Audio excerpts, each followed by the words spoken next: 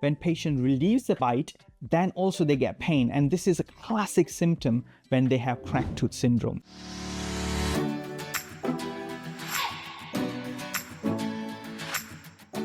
Cracked tooth syndrome. In this video, I'm going to discuss how to diagnose and treat teeth with the cracks. When patient comes to you in your clinical practice and points towards the tooth and says, you know what, I'm having this pain every time I eat something, but it's not keeping me awake at night time. It's very vague. When you look in patient's mouth and you see that there's nothing obvious going on, how you're going to diagnose that tooth, whether the tooth has a crack or there's something else is going on. Let's dive a little bit deeper into it. But before we go there, let's look at why teeth crack. One of the main reasons I have found in my clinical practice, the reason why teeth crack is because amalgam restorations. You can see in these three teeth, all the teeth with amalgam restoration have got cracks. And most of the teeth, when I see in my clinical practice with the large amalgams, you will see some kind of cracks going on in that teeth.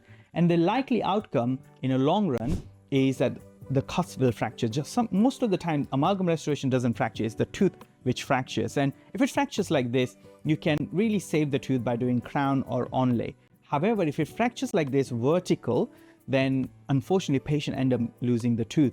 And this is the scenario we want to prevent. And that's why when you remove amalgam restoration with a small crack, you can see that the crack is going more and more deep down. In this case, you can see the crack is going mesial to distal, and this tooth on the right side is about to fracture at some point.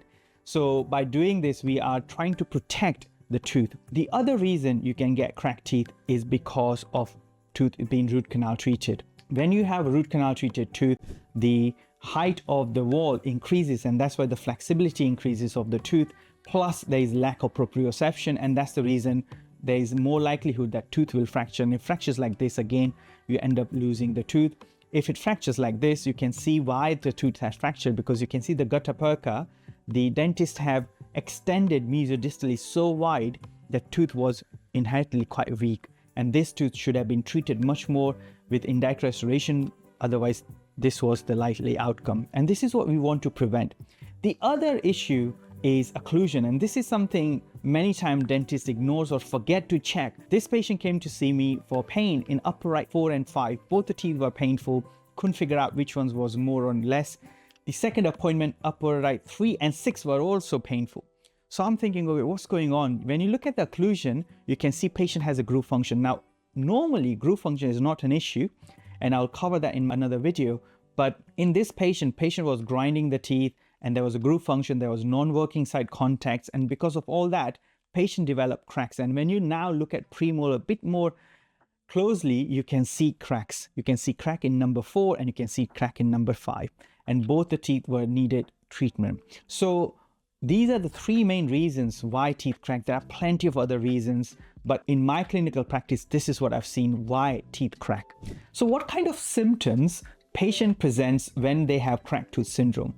One of the main symptoms is sharp shooting pain when they're biting and on a particular surface, and it's not lasting for too long, it just goes, but it's shooting sharp pain. When you do the testing and when you ask patient to, let's say, bite on a gauze or cotton wool roll or something a little bit harder, when patient relieves the bite, then also they get pain. And this is a classic symptom when they have cracked tooth syndrome.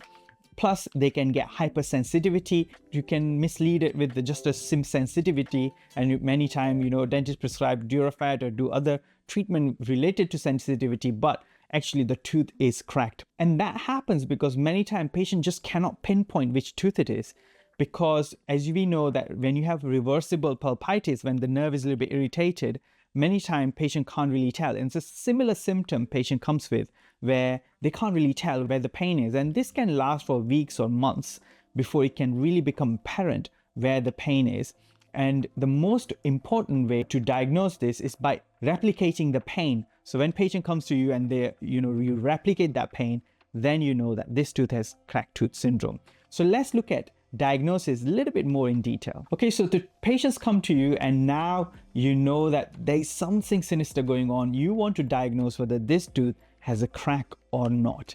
Now, as I said before, my first line of defense is take a photograph of that single tooth, digital SLR, high spec, and really widen the tooth, and really magnification is the key. Magnify the tooth and see what can you see? Where can you see a little bit crack here and there? Many times you can diagnose it like that. If you have a microscope, very good. You can try using microscope as well and see if there is any crack. The other thing I use is something called tooth sleuth, which is literally a piece of plastic, and you ask patient to bite on particular cusp tips of the tooth, and you check all the cusp when patient bites and see whether patient getting pain. When you have a cracked tooth syndrome, patient has a cracked tooth syndrome, then many times they bite on a particular cusp and they start getting pain. And that again suggests that this patient has got cracked tooth. The other diagnostic tool you can use is transillumination. It's good, but not always conclusive because the light is sometimes quite bright. You can use some curing lights which supplies you with a mode which is a cracked tooth, diagnosis mode, and you can diagnose the cracked tooth like that. But again, it's not always really reliable. You can use dyes, different type of dyes. Again, it's not always reliable. You can do a pulp vitality test. Again, not always reliable because tooth can be hypersensitive for multiple reasons. Radiographs are not reliable. If you take a PA or bite wing, you most likely not going to see a crack. You can take CBCT scan to assess whether how deep the crack is going, or you can see in the slices, that particular tooth has a crack or not. But again, it's quite an advanced sort of diagnosis option. For me, really magnification, tooth sleuth, and maybe transillumination. These are the three things, along with the history, tells me whether tooth has crack or not. Now, once tooth has a crack, what are you going to do? What kind of treatment modalities are you going to use to treat that cracked tooth? Okay, so you diagnosed that this tooth has a cracked tooth. What are you going to do next? Let's look at some of the treatment modalities. So one of the temporary or provisional treatment modality is occlusal adjustment. So if the tooth has non-working side contact, you can adjust it. High contact, you can adjust it. So those are the things will relieve the pain. Remember the case I shown you before where patient had upper right 4 and 5 pain, cracks in those both teeth, and patient had a groove function, this patient, and you can see here when patients in ICP and groove function, the canine just a dot, and you can see premolars and molar, you can see a little bit lines, and that suggests that patient has groove function. And you can see on the palatal side, you can see small dots, and that's a non-working side contact when patient was going excursion on the other side. And that was the reason patient was in pain. Now, for the working side contact, you can see because of this groove function, what I did was I created a canine riser, which I will discuss in another video, where I put a composite to steepen the canine guidance. And you can see here now when patient is going in a lateral excursion, premolars are not contacting. That immediately relieved the pain. But this is not the treatment. This patient ended up needing root canal treatment for upper right 4 and onlays for upper right 4 and 5, both the teeth, to protect the teeth. The second thing you can do temporarily is either use copper ring or orthodontic bands. You can use the elastics to create some space and put orthodontic band as a temporary measure. You can also, there is a fragment which is really loose. You can remove that loose fragment and then temporize it with glass ionomer cement just to see whether the pain subsides or not. If you're not sure, but patient wants a little bit more than just a temporary solution, then you can use occlusal composite, literally directly build the tooth up with occlusally, reduce the occlusal reduction 1.5 millimeter and build it up with a composite, and that will help as well with protecting the tooth. However, for me, there are only two main modalities to treat cracked teeth. One is onlays and the other one is crown. So here you can see I've onlayed all the 6s and 7s because I was doing full mouth rehab, plus the teeth were cracked. Here again, tooth broken down, had a crack and then fractured. Again, we did onlay for this tooth, another teeth onlays for these teeth. The lower right 7 wasn't cracked, so we just did a restoration, but only for the rest of the 2 teeth. Here you can see that this patient has moderately large cavity. Now I did indirect restoration. However, you can just do composite for this tooth. But the reason I put this photo up is to show you that you don't always have to chase the crack. And many times dentists ask me questions like how far deep we need to chase the crack. And I would say, not more than beyond your contact point. The reason is the deeper you go, the more wider, the more height you're going to get from the cusp tip to the base, and there is more flexion you're going to have. And that's why there is no need to go deeper, just chasing the crack. What I do is go beyond the contact point, because I've seen a lot of time where there is a caries around the contact point because the crack is spreading and that's bacterial leakage is coming. So if I'm suspecting caries, I'll chase the crack, but otherwise I'm not going to chase the crack. And again, in this case, as I said, you can easily do composite and you'll be fine with that. The other modality is crown. You can see in this tooth here, this tooth patient had a cracked tooth syndrome. I can't see any cracks anywhere, but when you put a tooth glue on the palatal cusp, patient was having pain. So I know that, patient's getting some cracked tooth syndrome pain.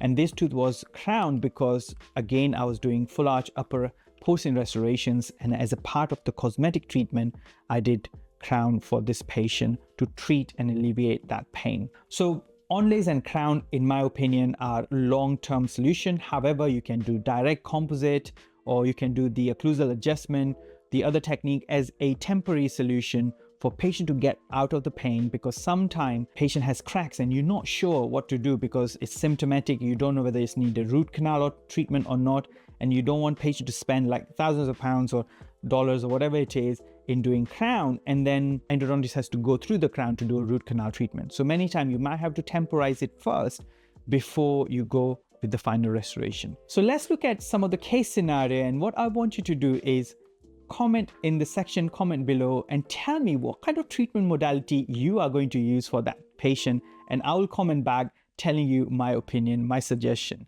So let's look at the first case number 1. So when you comment, you tell me case number 1 and case number 2. Okay, so we have 2 suggestions. Case number 1 is where the patient comes to you here, where the patient has these cracks on either side, distal, mesial, buccolingual, all side patient got cracks, but patient's got no symptoms. This is just checkup. Patient came for a checkup. You notice the cracks. What kind of treatment are you going to suggest to that patient? What kind of treatment you think is the best treatment for that patient? Of course, one of the treatment is doing nothing, leaving it as it is, because we do need to tell patient that, because there is a crack, I don't know how long this crack is for, right? It could be for years, it could be months, you don't know. And you don't know whether it's going to 100% fracture or not. So one of the treatment is no treatment, but let's say in ideal scenario, what kind of treatment are you going to suggest for case number 1? Case number 2 is patient has this crack line, which is going quite deep down, and now patient is in pain.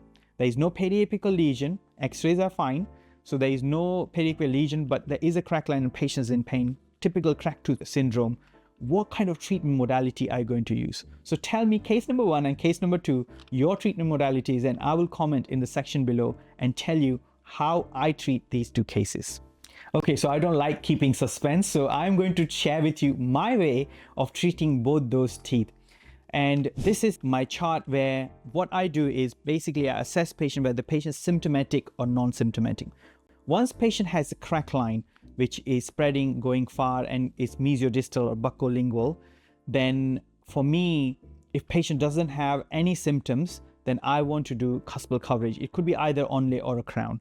Yes, if patient cannot really afford any of that, then you can do direct composite, just a occlusal surface to protect it, because something is better than nothing in patient when there is no pain.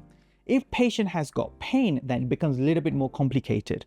If patient's got pain, then you need to decide whether patient needs a root canal treatment or not. Is the pain just because of the cracked tooth or not? Has the bacterial leakage happened to the pulp and now pulp is going towards necrosis or not? You don't know. And that's the reason what I tend to do is remove old restoration and place a temporary crown. Once I put a temporary crown, I'll wait for 8 to 12 weeks for tooth to settle. If the tooth doesn't settle, then I end up doing root canal treatment and then putting a final crown on it. If the tooth settles, then with the patient's consent, I then change provisional crown into a final crown. So this is my simple protocol for treating cracked tooth. The tooth like this, where patients got mesial crack, where it's just occlusal amalgam. In this case, you can just do mesio-occlusal composite restoration, and you don't really need to do an onlay because rest of the tooth looks okay. Now, unless you remove the amalgam and you see a big crack, spreading crack, then that changes the thing, but it's unlikely for this patient that that's going to happen. So this patient can be just treated by just a simple composite restoration and no need to do any indirect restoration. But I'm talking about teeth which has got, spreading cracks or mesiodistal line.